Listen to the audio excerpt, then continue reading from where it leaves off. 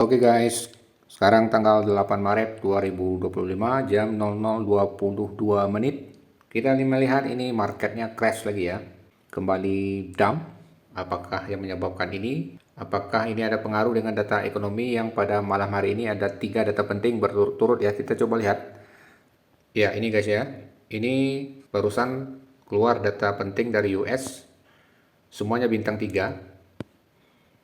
Kita lihat di sini yang pertama keluar average hourly earning, MOM ini month over month per bulan ya. Yang mana angka previousnya 0,4% menjadi 0,3%. Berarti itu ada penurunan ya. Kemudian ada non-farm payroll Februari, angka previousnya sebelumnya 125.000, 125K menjadi 151. Berarti ada kenaikan. Kemudian keluar lagi data bintang 3 unemployment rate untuk Februari, yang mana angka previousnya 4,0%, aktualnya keluar angka 4,1%. Berarti ada peningkatan ya. Nah, apakah kondisi market yang dump ya pada saat ini itu ada hubungannya dengan rilis data yang baru keluar ini? Kita coba kupas ya. Baik, yang pertama kita akan bahas tentang data average hourly earning month over month ya. Apa artinya dan bagaimana pengaruhnya terhadap kripto. Oke guys, jadi data average hourly earning atau AHE, AHE ya, kalau dalam bahasa Inggris, adalah indikator ekonomi yang mengukur rata-rata upah per jam yang diterima pekerja di Amerika Serikat. Data ini dirilis oleh Bureau of Labor Statistics atau BLS setiap bulan sebagai bagian dari laporan Non-Farm Payroll atau NFP. Dampak average hour earning terhadap Bitcoin biasanya terjadi melalui ekspektasi kebijakan moneter dan sentimen risiko di pasar keuangan. Berikut adalah beberapa skenario yang umum terjadi. Oke, AHE lebih tinggi dari ekspektasi, itu artinya kenaikan upah cepat. Dampaknya ke dolar, dolar menjadi menguat karena upah lebih tinggi bisa memicu inflasi, sehingga The Fed lebih cenderung mempertahankan suku bunga. Dampaknya ke Bitcoin cenderung bearish ya, karena Bitcoin biasanya bergerak berlawanan dengan dolar, dan suku bunga tinggi mengurangi minat pada aset spekulatif seperti kripto dan Bitcoin. Itu kalau data AHE-nya lebih tinggi dari ekspektasi. Kita lihat apakah data AHE-nya tinggi atau malah turun ya. Kita coba lihat. Ya ini ya. Previous 0,4%, aktual 0,3%. Ini artinya bukan naik, malah menurun ya, malah lebih rendah. Mestinya ini bagus untuk kripto dan Bitcoin. Tapi kenyataannya, kripto dan Bitcoin pada malam hari ini saat ini tanggal 8 Maret 2025 malah dump ya, berarti tidak sinkron datanya dengan realitanya. Oke, kita lanjut untuk membahas AHE ini. AHE lebih rendah dari ekspektasi, berarti pertumbuhan upah lambat. Dampaknya ke dolar, dolar melemah karena lebih sedikit tekanan inflasi, sehingga The Fed mungkin menurunkan suku bunga lebih cepat. Dampaknya terhadap Bitcoin cenderung bullish, karena suku bunga yang lebih rendah meningkatkan minat pada aset risiko seperti Bitcoin. Ya, kita lihat tadi data AHE-nya lebih rendah ya dari ekspektasi. Kalau menurut teori, maka Bitcoin akan cenderung bullish, karena suku bunga yang lebih rendah meningkatkan minat pada aset risiko seperti Bitcoin. Tapi kenyataannya apa? Malah saat ini setelah data ini keluar, Bitcoin-nya menjadi bearish. Jadi memang data ekonomi ini teorinya itu tidak selalu sesuai dengan kenyataannya ya guys ya. Namun kita harus tahu ya ilmunya sebagai pengetahuan kita. Kadang dia bisa sesuai, kadang bisa tidak sesuai dengan teorinya. Kemudian AHE stagnan atau sesuai ekspektasi. AHE ini average hourly earning ya. Ingat ya, singkatan dari average hourly earning, yaitu indikator ekonomi yang mengukur rata-rata upah per jam ya, upah per jam yang diterima pekerja di Amerika Serikat. Kalau AHE-nya stagnan atau sesuai ekspektasi, jika pasar sudah memperkirakan angka ini, dampaknya ke Bitcoin bisa minimal. Namun jika data diiringi dengan kejutan lain dalam laporan NFP, misalnya tingkat pengangguran naik atau turun tajam, dampaknya akan lebih besar. Jadi kesimpulan, Bitcoin sangat sensitif terhadap ekspektasi suku bunga The Fed. Data average hourly earning atau AHE mempengaruhi Bitcoin terutama melalui dampaknya terhadap kebijakan moneter Amerika Serikat dan nilai dolar. Jika data menunjukkan tekanan inflasi yang tinggi, upah naik cepat, Bitcoin bisa tertekan. Sebaliknya, jika data lebih rendah dari ekspektasi, Bitcoin bisa naik karena harapan pelonggaran kebijakan moneter. Oke, jadi itu untuk data AHE. Kita kembali lagi lihat, ya ini ya, average hourly earning atau AHE. Sebelumnya 0,4, data keluar menjadi 0,3. Berarti apa namanya? Menurun ya. Kalau menurut teori, menurun ini harusnya bullish. Tapi kenyataannya bearish ya. Oke. Oke, mungkin itu disebabkan ada data lain yang keluar kan, karena malam ini bukan AHE aja yang keluar ya, ada data lain. Apa itu? Ya, yaitu adalah non-farm payroll ya, non-farm payroll yang di sini kalau kita lihat naik ya, previousnya 125K menjadi 151K. Jadi ada kenaikan cukup signifikan ya. Sekarang kita lihat apa dampak data non-farm payroll ini terhadap kripto atau Bitcoin. Kita akan pelajari ya. Oke, data non-farm payroll atau NFP adalah indikator utama ketenagakerjaan di Amerika Serikat yang dirilis oleh Bureau of Labor Statistics atau BLS setiap bulan. Data ini mengukur jumlah pekerja baru di luar sektor pertanian dan seringkali berdampak besar pada pasar keuangan termasuk Bitcoin. Dampak NFP terhadap Bitcoin atau non-farm payroll bergantung pada bagaimana data ini mempengaruhi ekspektasi kebijakan moneter The Fed dan sentimen risiko pasar. Berikut beberapa skenario yang umum terjadi. Skenario pertama, NFP lebih tinggi dari ekspektasi ya, alias datanya jadi naik. Ya, seperti yang kita lihat tadi ya, lebih tinggi ya. Jadi berapa tadi? Coba kita lihat. Ya, ini ya, previousnya 125, aktualnya 151. Jadi naik 25. Oke, jadi kalau lebih tinggi maka dolar menguat karena menunjukkan ekonomi yang kuat, bisa mendukung kebijakan suku bunga tinggi oleh The Fed. Nah, dampaknya ke Bitcoin cenderung bearish karena suku bunga tinggi membuat aset spekulatif seperti Bitcoin kurang menarik. Jadi jika NFP naik jauh di atas perkiraan, investor bisa mengantisipasi bahwa The Fed akan tetap hawkish menjaga suku bunga tinggi sehingga Bitcoin bisa turun. Nah, ini jadi penyebabnya guys, kenapa Bitcoinnya dump pada malam ini ya. Kita lihat lagi. Nah ya, Bitcoinnya dump karena data NFP-nya naik ya. Jadi kalau data NFP naik itu apa artinya guys?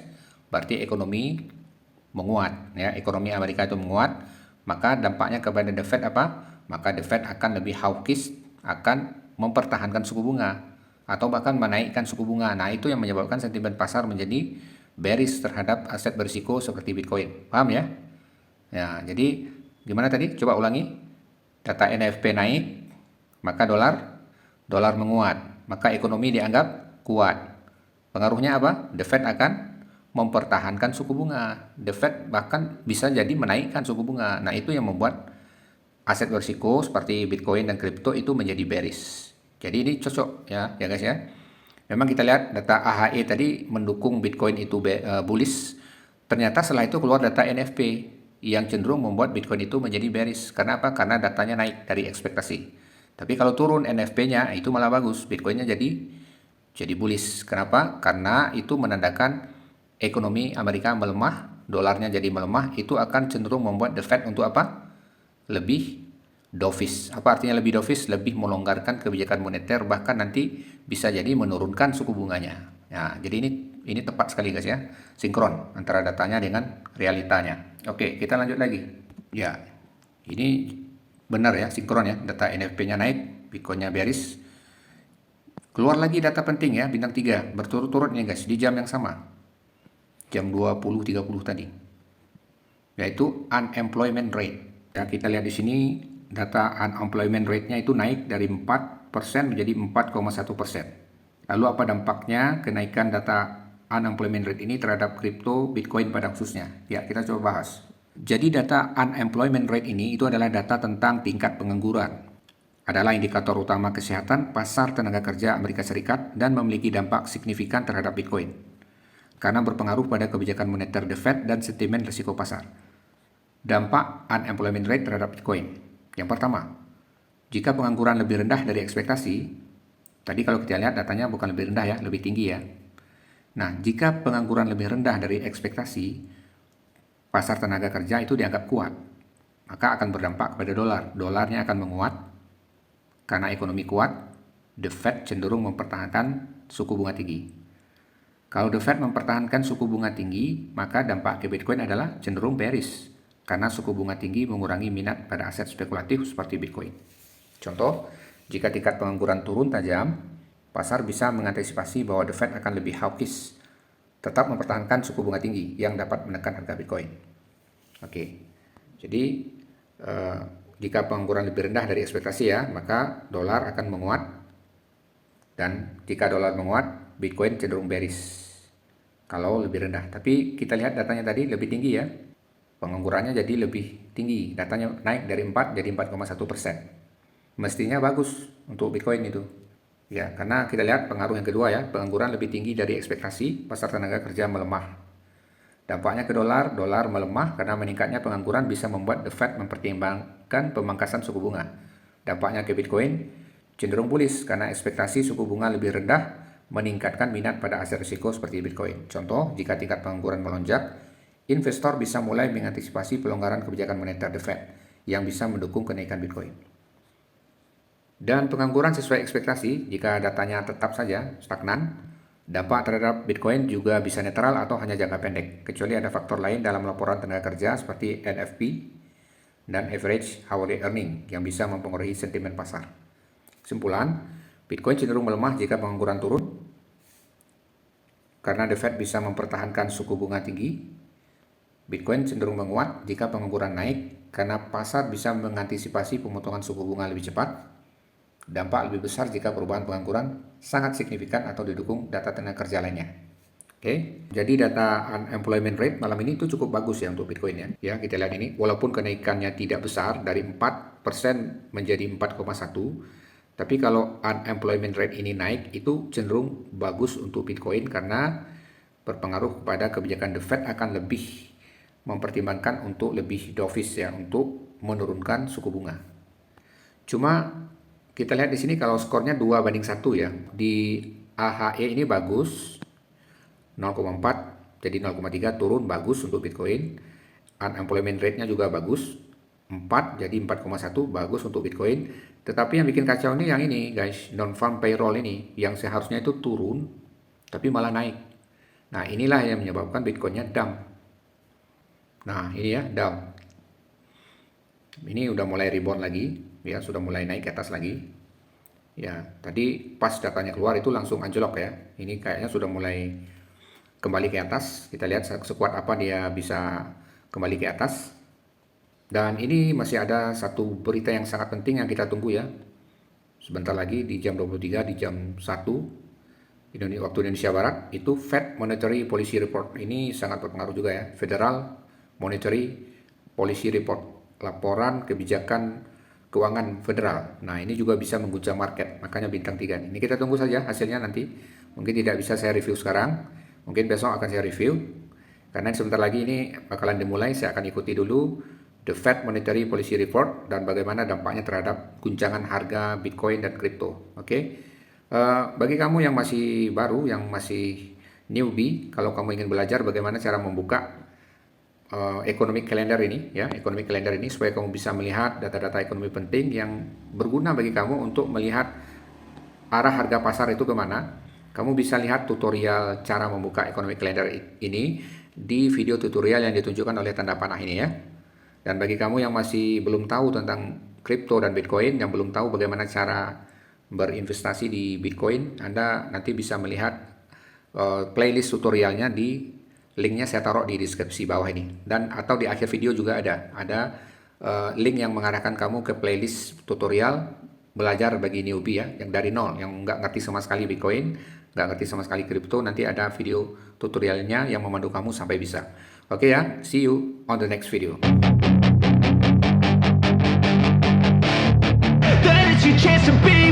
Hey kid, don't ever let them get inside your head. They'll tell you what to do in life instead of everything you know that you could get. Don't let them guide your life towards regret.